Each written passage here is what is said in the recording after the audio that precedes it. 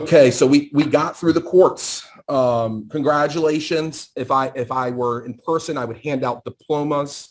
You've graduated. I would say you probably know more than most Virginia law graduates on courts and procedure in Virginia. They get here, we teach them that all. They just teach them how to think, I guess, in law school.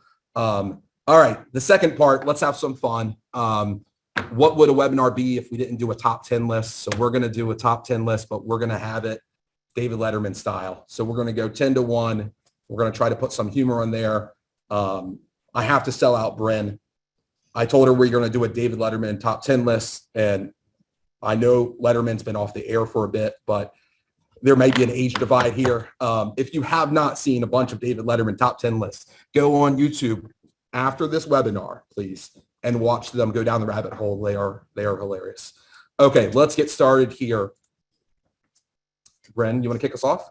All right. So number 10, non-suits in state court. So it's Groundhog's Day, but unfortunately only for the plaintiff. So by statute, the plaintiff gets one free voluntary dismissal with prejudice. This is essentially an unfettered right that's given to plaintiffs by a friendly Virginia legislature. And the plaintiff can exercise it at any time before the judge rules or before the cases give a charge to the jury. So they can bluff all the way up to trial and even through part of trial and then non-suit the case with that one free voluntary dismissal. Defendants do not have a similar right. If plaintiffs do exercise this right, then they get 6 months, or if there's any time remaining on an applicable statute of limitations, they can refile the case in that 6-month window or during that remaining statute of limitation period of time. They can ask for a second non-suit, but judges generally disfavor it. It's just that one non-suit that is their statutory right. Everyone hates the non-suit. Everyone hates the non-suit except for the plaintiff when they have a witness not show up or get a expert partially struck and they want to reframe and retry their case, or they get a jury they don't like, or they don't like how the opening came in. They love it. Everyone else, the jury, our clients, their client, the judge, everyone despises it, but it's a creature of Virginia you have to be aware of. All right, number 9, bifurcated trials. No, I'm sorry, it is going to be a trial by combat in Virginia. The judges rarely bifurcate trials. I know in other states that we've been in, sometimes they sit one jury and the jury hear liability and rule, and then the same jury sits and hears damages. I wish they let us do that in Virginia. I'm sorry, it is trial by combat. We go in there and we try the whole case all at once. All right, number 8, remittitor. So this means reducing the judgment, and it's a right that the Virginia judges rarely exercise, unfortunately. The Virginia judges will do it when the verdict that the jury renders is shocking to the conscience or not supported by the evidence, but it's very seldom used. And by statute, the plaintiff can appeal and have the full judgment that the jury gave reinstated. So there's no safety net in this case. There's no general good rule of thumb for when a case is an anomaly or with runaway verdicts to believe that the judge will exercise that right to reduce the verdict that's rendered. So generally, the amount that's given by the jury is going to be the amount of the judgment. Okay, so remitter does not mean what it means. All right, number 8, offers of judgment in Virginia. Just take my money. Take my money. I know in cases we have when we get to a stalemate, we're getting closer to trial and we believe the plaintiff's being unreasonable and a fair number is on the table. I have clients ask me, what are offers and judgments? What teeth do we get in Virginia? And the answer is none. In state court in Virginia, you could pay money into the court, but there are no teeth. There are no attorney's fees. Setting it for the jury comes down at or below that number. So unfortunately, offers of judgments are not going to provide you any leverage in Virginia. All right, number 6, prejudgment interest. So this is simple. It's 6% and it's set by statute. And it can be a substantial amount if you're talking about an older case.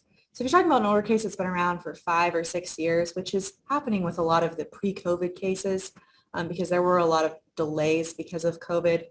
So you might have a 5 or 6 year delay between the filing of the complaint and the trial. So prejudgment interest would apply during that time if the jury decides to award it.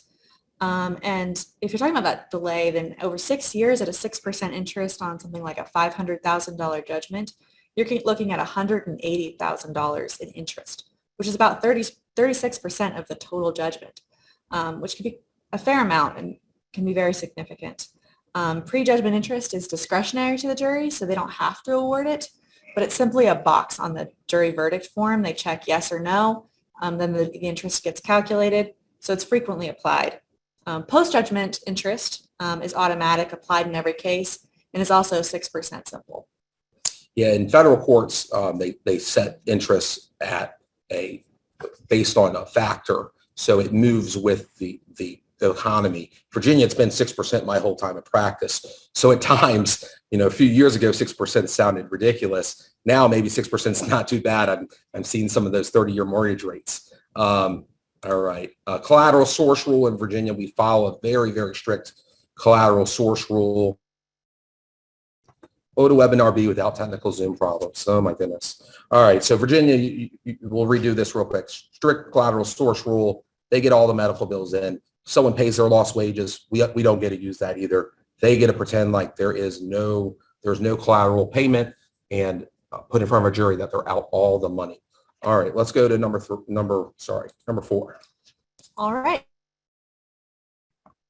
All right, double sorry. The internet is breaking on us in Norfolk. We have good internet, I swear. Okay, Brent, go ahead. All right, so number 4, this is no cap. So this refers to the damages. There are generally no cap on damages in Virginia, with 2 key exceptions. The first is punitive damages. There's a cap at $350,000. That's a $350,000 cap on punitive damages. There's also a medical malpractice cap. This is on an escalator clause by statute, so it increases a little bit every year. But other than that, there's no cap, and this is particularly important for non-economic damages in Virginia. So there's not going to be any cap in civil cases in Virginia on non-economic damages. All right, let's move before the internet cuts out on us. Pain and suffering here in Virginia. The one thing you have to remember is there's no per diem arguments or formula arguments to a jury. It's just been forbidden always in Virginia. About 10 years ago, the Supreme Court said the plaintiffs can take, which is here, the Virginia damage jury instruction and put a board up to a jury and put their numbers next to it. So this is just the plaintiff's opinion next to the pain and suffering number.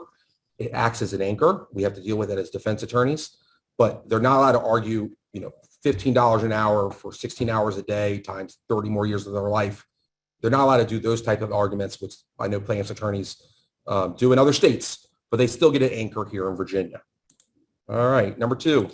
All right, number 2, joint and several liability. So Virginia is one of the 7 states that follows joint and several liability. The others are Alabama, Delaware, Maryland, Massachusetts, North Carolina, and Rhode Island. And what this means is there's no comparative fault between the defendants in a lawsuit. So the plaintiff does not get, or the jury does not assign between the different defendants their percentage of responsibility. Each defendant is also responsible for the full amount.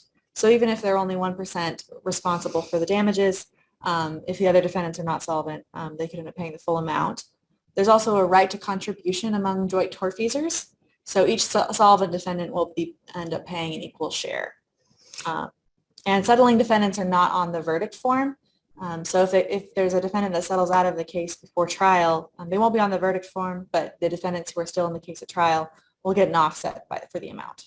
It's a dollar for dollar post-judgment offset here in Virginia.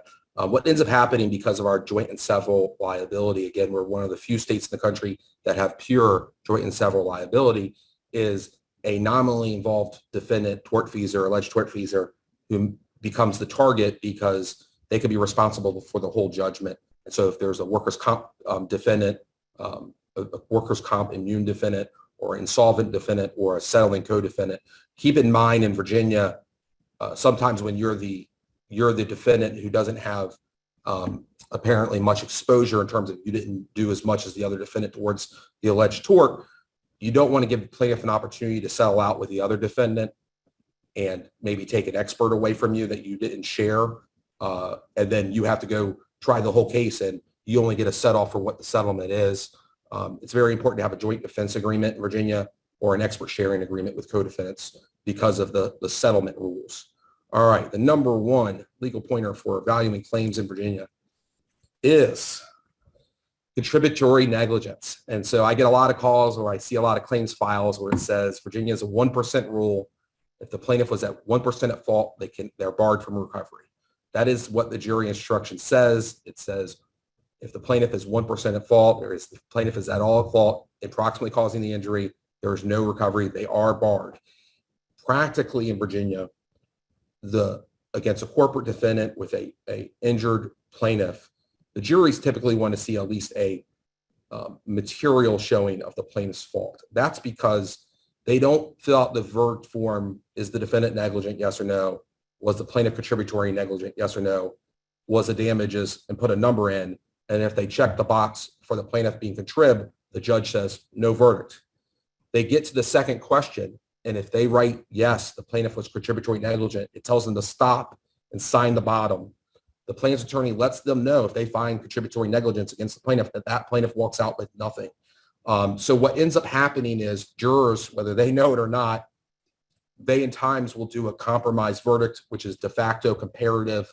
And so you sometimes get these lower verdicts, which might not make sense with the damages at issue. But when you take in consideration the fault issues and blend them together and know that you have to have a unanimous verdict in Virginia, that's how we get to a compromise verdict, even though you might have as Exhibit A, don't rock on the rocks.